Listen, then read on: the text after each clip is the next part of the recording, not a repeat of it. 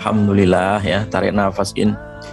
Jadi begitu Bapak Ibu proses ya, proses perjuangan anak-anak Bapak Ibu yang menghafal.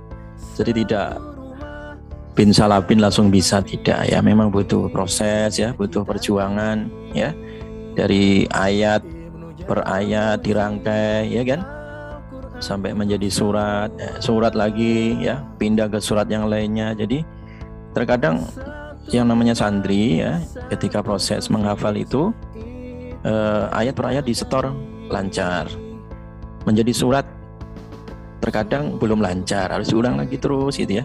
Satu surat sudah lancar, mau pindah surat ke berikutnya, yang depan kadang lupa, yang belakang meraba-raba. Memang seperti itu prosesnya Bapak Ibu sekalian yang di rumah menyaksikan putra-putrinya yang sedang berjuang terus menghafal ya. Kenapa Nabi mengatakan orang yang belajar Al-Quran ya kemudian terbata-bata pahalanya 2. Bapak Ibu saksikan ya bagaimana anak-anak Bapak Ibu belajar dari ayat per ayat ya, ada yang lupa, ada yang bersambung, ada yang lancar, ada yang tidak lancar. Nah itu adalah proses ya pembelajaran ya, dan itu adalah pahala, dan itu adalah apa?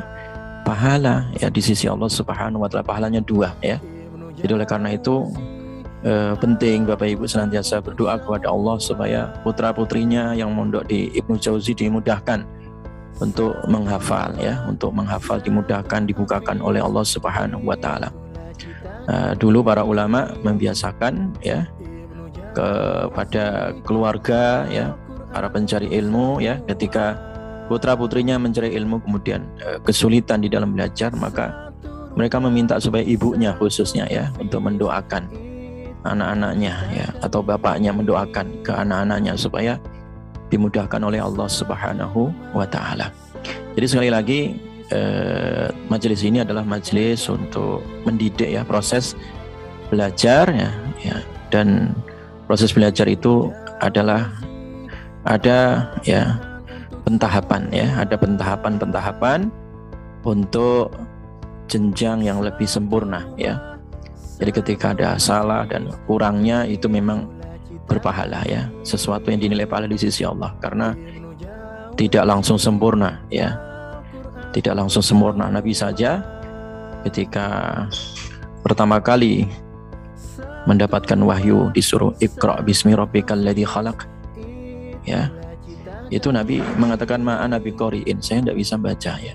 Jadi diulang lagi terus malaikat Jibril, diulang sampai didekap ya, Nabi itu sampai didekap seperti itu. Memang proses itulah yang sekarang kita saksikan, bagaimana anak-anak kita yang masih belia gitu ya, yang belum mengenal bahasa Arab ya, dari ayat per ayat, dari huruf per huruf mereka belajar ya, dan itu harganya sangat besar di sisi Allah Subhanahu wa Ta'ala ya, karena perjuangan itu dinilai di sisi Allah. Demikian juga guru-guru yang nyimak ya, guru-guru yang nyimak itu kadang satu salah ya, diulang lagi terus ya, duduknya mudah-mudahan menjadi pahala walaupun capek, tapi insya Allah menjadi pahala di sisi Allah Subhanahu wa Ta'ala. Makanya itulah dikatakan oleh Nabi, khairukum man ta'allamal Qur'an wa 'allamah ya, khairukum sebaik-baiknya kalian ya, khairukum man ta'allamal Qur'an, orang yang belajar Quran ini, wa 'allamah dan mengajarkannya.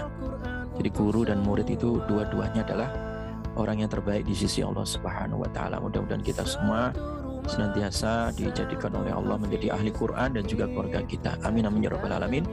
Subhanakallahumma bihamdik asyhadu an la ilaha illa anta astaghfiruka wa atubu ilaik. Assalamualaikum warahmatullahi wabarakatuh.